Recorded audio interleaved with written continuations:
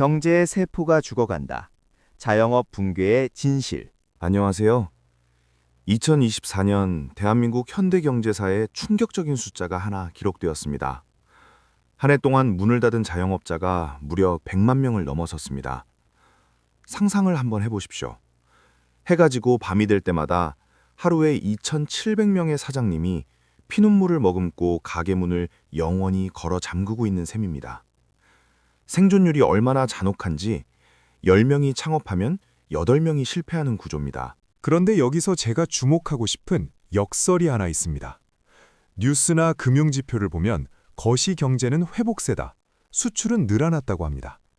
그런데 도대체 왜 우리 경제의 모세혈관이라 불리는 골목 상권은 이렇게 빠르게 괴사하고 있는 걸까요? 혹시 우리는 지금 거대한 시각 변동을 놓치고 있는 것은 아닐까요? 오늘 저는 단순히 통계 숫자만 나열하지 않겠습니다. 지금 가장 빠르게 사라지고 있는 7가지 업종의 이야기를 해부해 보겠습니다. 수익 구조를 뜯어보며 왜 이제는 성실함만으로는 성공할 수 없는지, 그리고 태풍의 눈 속에 계신 분들을 위한 현실적인 생존 전략은 무엇인지 말씀드리겠습니다.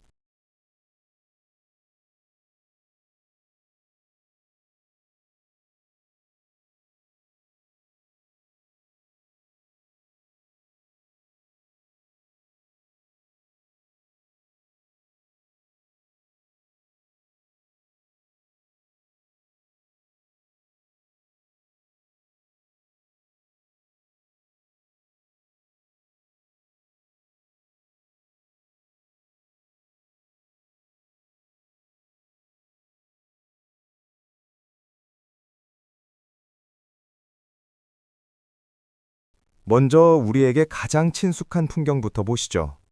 바로 동네 빵집입니다.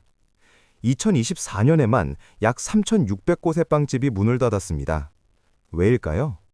그들의 P&L을 들여다봐야 합니다. 50대 빵집 사장님의 인터뷰를 보면 코로나 때도 버텼는데 경제가 재개되니 오히려 무너졌다고 합니다. 핵심은 마진율입니다.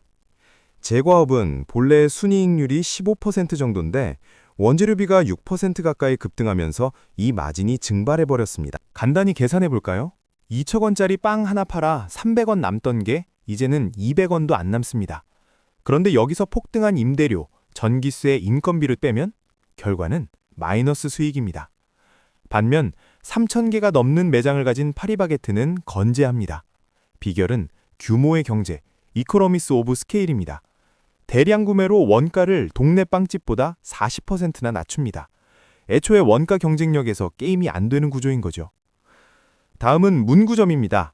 1만 곳이던 문구점이 이제 4,000곳 남았습니다. 60%가 증발했죠.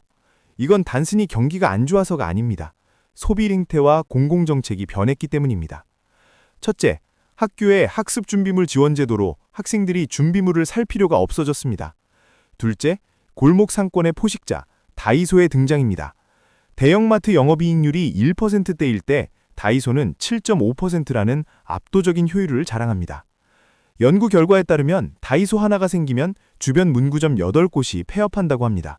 소매 유통의 모델 자체가 완전히 대체된 겁니다. 다음은 문화의 이동에 직격탄을 맞은 곳, 노래방입니다. 전성기 대비 23%의 노래방이 사라졌습니다. 불경기 탓이라고요? 아닙니다. 근본 원인은 생활 방식의 변화입니다. 부정청탁금지법 시행과 주 52시간 근무제로 인해 회식 후 2차, 3차는 노래방이라는 공식이 깨졌습니다. 매출은 반토막 났는데 임대료, 저작권료, 기기 감가상각비 같은 고정비, 하이 픽스드 코스트는 그대로입니다. 고정비 비중이 높은 사업 모델은 매출이 손익분기점 아래로 떨어지는 순간 걷잡을 수 없이 무너집니다. 여기서 흥미로운 역설이 하나 더 있습니다. 바로 세탁소입니다. 세탁시장 규모는 2028년 7조 2천억 원까지 성장할 것으로 보입니다. 시장은 커지는데 동네 세탁소는 죽어갑니다. 범인은 누구일까요? 바로 플랫폼 비즈니스입니다. 런드리고나 크린토피아 같은 앱 기반 서비스들이 편리함을 재정의했습니다. 문 앞에 내놓으면 수거해서 세탁 후 배달까지 해줍니다. 소비자는 이 편리함에 기꺼이 지갑을 엽니다. 지리적 위치에 의존하던 동네 세탁소는 국경 없는 기술 플랫폼 앞에서 경쟁력을 완전히 상실했습니다. 정보의 투명화와 좌초자산, 공인중개사와 주유소. 이제는 불패신화라 여겨졌던 부동산 중개업을 봅시다. 2024년 1만 1,000곳 이상이 문을 닫았습니다. 편의점보다 많은 게 공인중개사라지만 이들의 비즈니스 모델은 프롭테크에 의해 파괴되었습니다. 과거 중개사의 핵심 자산은 정보의 비대칭성이었습니다. 이 매물 가격은 나만 알아라는 것이 힘이었죠. 하지만 직방 네이버 부동산이 모든 정보를 투명하게 만들었습니다. 이제 중개사는 상단 노출을 위한 광고비 전쟁에 내몰렸습니다. 매출 500만 원 올려봐야 광고비와 월세 내면 남는 게 없습니다. 게다가 당근마켓 같은 직거래 앱이 중개 수수료를 아끼려는 수요를 폭발적으로 흡수하고 있죠. 마지막으로 존폐 위기에 놓인 산업, 주유소입니다. 전기차의 부상으로 물리적인 고객 자체가 사라지는 전형적인 사양 산업입니다.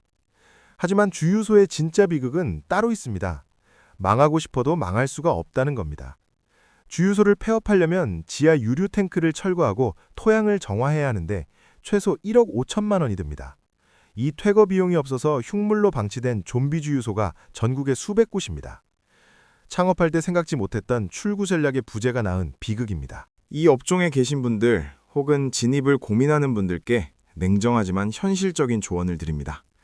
첫째, 틈새 시장을 찾으십시오. 파리바게트나 다이소가 파는 대중적인 물건을 팔아서는 안 됩니다. 그들이 팔 수 없는 감성과 개인화를 파셔야 합니다. 예를 들어 식사빵 대신 기념일을 위한 커스텀 케이크를 전문으로 하는 식입니다. 거인이 들어올 수 없는 좁은 골목을 선점하십시오. 둘째, 하이브리드 모델입니다. 수익원을 다각화하십시오. 세탁소라면 수선 전문 카페를 결합하고 주유소라면 복합 에너지 스테이션으로 전환해야 합니다. 셋째, STP의 전환입니다. 오프라인 매장은 체험을 위한 쇼룸으로 쓰고 판매는 온라인 채널을 적극 활용해야 합니다. 그리고 창업을 준비하는 분들께 간곡히 말씀드립니다. 진입보다 철수를 먼저 계상하십시오. 주유소나 노래방처럼 폐업 비용이 막대한 업종은 신중해야 합니다.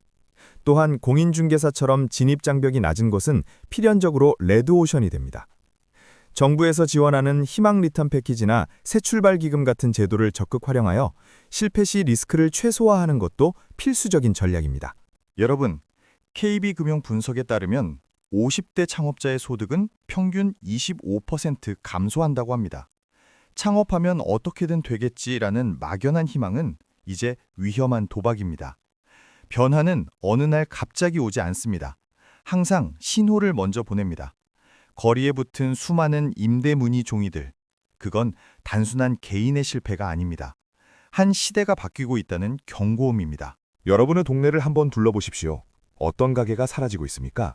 그리고 다음 도미노는 어떤 업종이 될까요? 오늘 전해드린 불편하지만 꼭 필요한 진실이 여러분의 생존 전략에 도움이 되기를 바랍니다. 다음 시간에도 자본주의의 민낯을 파헤치는 깊이 있는 분석으로 찾아뵙겠습니다. 감사합니다.